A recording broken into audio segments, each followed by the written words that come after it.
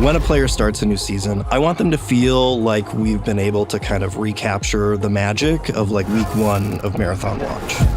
Everything is new. You don't know what's valuable yet. That feeling of discovery is going to be exciting and kind of push you to new stories and new journeys along your seasonal progression.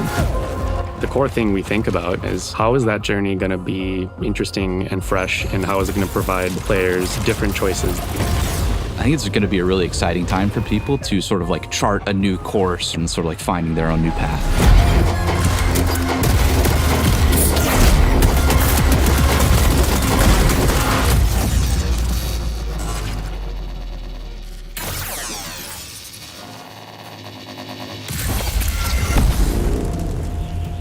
The narrative theme of Season 2 is escalation. The UESC is tired of getting pushed around by the runners, and they're fighting back. As their opposition escalates, so too does the anomaly.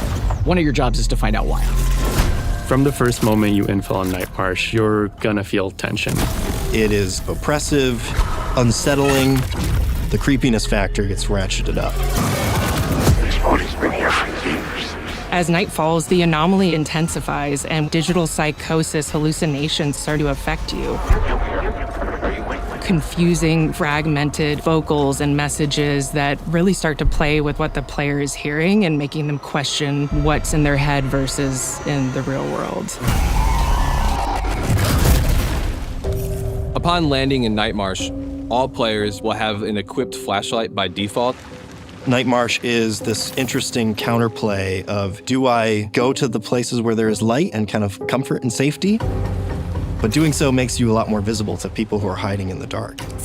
When you are in those shadows, you want to have equipment that allows you to see in the dark using your cybernetic eyes. We really leaned into LiDAR as kind of our mechanic for runners to navigate in the dark. Once you start accumulating these tools and upgrading your loadout to be specifically tailored to fighting on Night Marsh, you're going to become far more powerful. One thing we saw resonate with players from maps like Outpost was the way you could work your way through the map and earn access to treasure. That's the core principle of what we're looking to do on Night Marsh. Players have kind of seen that there are maybe elevators or staircases up to something that has been closed off, and in Season 2, you're going to gain access to that space. This is the observation deck and science lab where the UESC has been studying the anomaly. That's going to be one of the most heavily guarded areas of the map. In there, it's going to be juicy loot. Ultimately, the real test of mastery on Night Marsh is, can you get into Upper Complex and can you raid that UESC treasure room up there? In Season 2, Sentinel is a new defensive shell. They're optimized for controlling space. You have all these different tools that you're able to deploy into the world to fortify an area and keep others out. You're able to put down this defender system that shoots down grenades out of the air. Whenever you take explosive damage, that's going to be a big buff to a bunch of your resistances. And additionally, when you're surrounded by enemies, your small arms are going to have increased reload speed and ready speed. Players are getting really good at gap closing and getting right in your face. But now with Sentinel, you throw down a snare mine, and whenever anybody gets close to it, they're stopped in their tracks. You have an ability to be able to track. They literally will slide up from their sleeve and get a heads-up display. Snare set. Whenever anything is moving around, they're going to show up as a little blip. And that allows you to know where your threats are coming from, deploy all your tools, and give the information you need to effectively defend your area.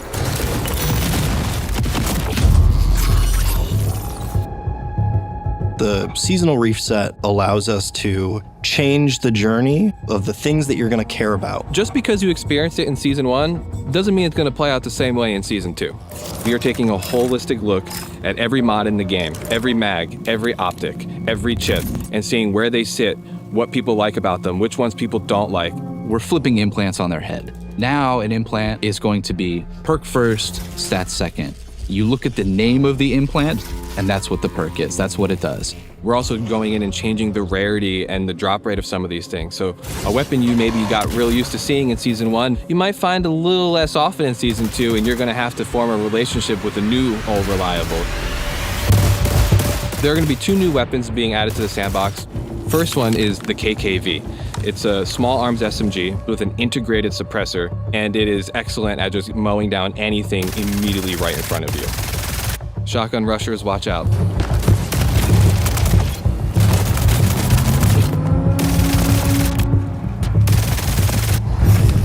The second gun is the D54 battle pistol. It comes with an integrated red dot optic. We really see this as an excellent 1v1 strafe dueling weapon. You know, things are going crazy. Put that sniper back on your back and just pop out the D54 battle pistol and you are just ready to go.